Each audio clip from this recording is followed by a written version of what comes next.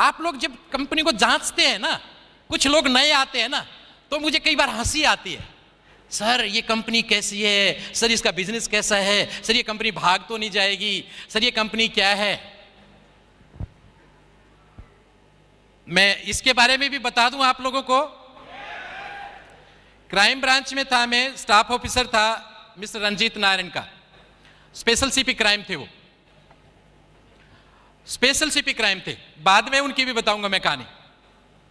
मैंने जब उनको इस कंपनी के बारे में बताया, मेरे प्रोडक्ट यूजर हैं वो, आज भी यूजर हैं, तो उन्होंने कहा, जिस टाइम पे एक वक्त ऐसा आया था कि जब मैं बहुत ज्यादा पागल हो गया था इस सिस्टम के लिए, तो उन्होंने कहा एक काम कर, क्योंकि मैं क्राइम ब्रांच की इकोनॉमिक ऑफेंस सेक्शन में था, जहां पे ऐसी कंपनियों के खिलाफ रोजाना केस रजिस्टर करते हैं।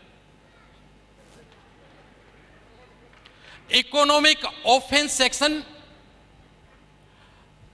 कुतुब होटल में है, कभी जाने का मौका लगे तो वहां पे देखेंगे, मेरा नाम भी वहां पे लिखा होगा। वहां पे मैं ऐसी कंपनियों के, मानसून सेशन में एक विधेयक आया था कि ऐसी कंपनियां जो लोगों का पैसा लेके लूट के भाग जाती हैं, ये सारी की सारी फेक कंपनियां होती है, सारी नेटवर्किंग कंपनियां, उस टाइम पे बहुत बड़ा वो प्रॉब्लम चला था, इनको सबको बंद किया जाए, इनके खिलाफ सर्विलेंस हो, इनके सारे के सारे ए से लेके जेड टोटल पेपर्स को चेक किया जाए। और 297 कंपनियां उस टाइम बंद हुई थी, 297 कंपनियां बंद हुई थी। आज भी वो फाइल अभी भी चल रही है, बहुत सारी कंपनियां आगे बंद होनी है। इस कंपनी को भी हमने जांचा था। एथिक्स, आप तो खाली एथिक्स शब्द को जानते हैं, एथिक्स किस किस लेवल पे होते हैं। आप लोगों को तो सिर्फ इतना बताया जाता है भाई एथिकल कंपनी है।